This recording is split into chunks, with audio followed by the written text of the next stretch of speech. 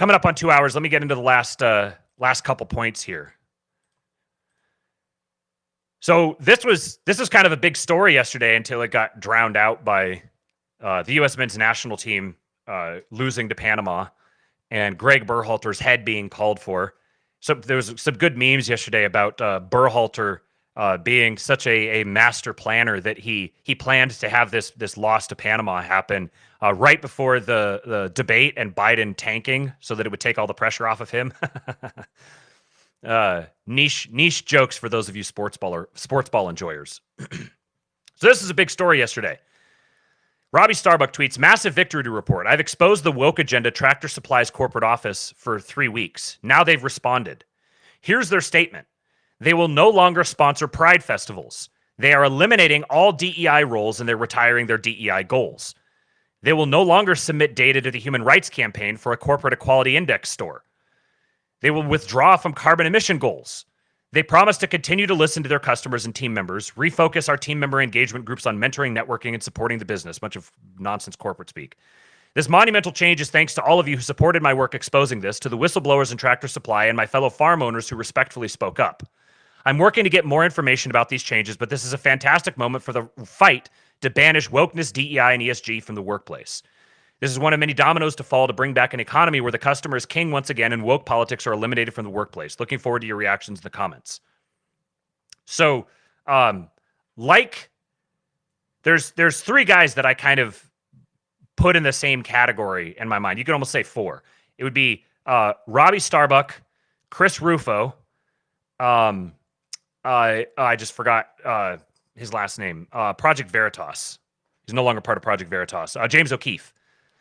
And then Scott Pressler, who's like a ground game guy. He goes in and like cleans up cities and does door-to-door work and everything. And I happen to know he's working now with the RNC, which is good because he actually genuinely has a good ground game. This sort of thing is really important. It's really valuable. Like, this isn't the whole fight. This isn't the whole battle.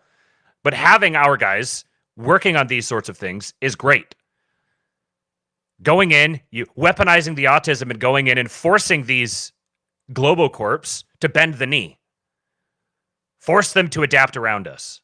No single one thing is a win, but as you can stack these.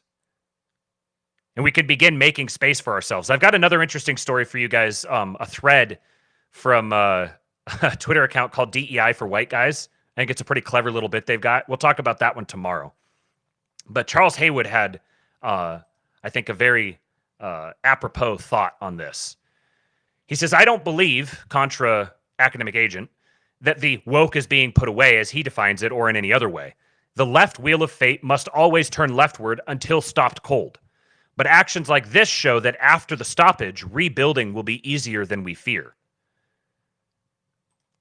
Which brings us back to the point of the vast majority of people just being ordinary, decent people who are very easily moved and who just naturally fall into line behind whatever is whatever they're told to, whatever's made popular, whatever seems like the normal, decent, mainstream, centrist idea. They will just naturally fall behind it. So for the past however long wherever you want to delineate it, it's been fashionable to, by the sheer aggression of the activism from the radical left, it's been fashionable to support wokeness, DEI, all these sorts of things. And there's malevolent corporate agendas behind this. The ESG thing is a way for the oil and gas interests to block out their competitors, get a little regulatory capture, consolidate their operations. And they appeal to the moronic environmentalists and wet behind the ears kids out of college, freshly brainwashed and ready to go to work for them, who will work for free because they think they're doing something that matters. And they form these little coalitions to push these things in subversively. And the way that they get these things in is by co-opting the federal bureaucracies and using them to enforce them, because Congress isn't standing in their way. They don't even have to go through the whole legislative process.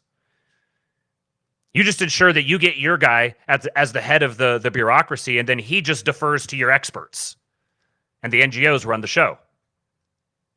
So now they're getting They're getting hit from the political side, and they're getting hit from the social side.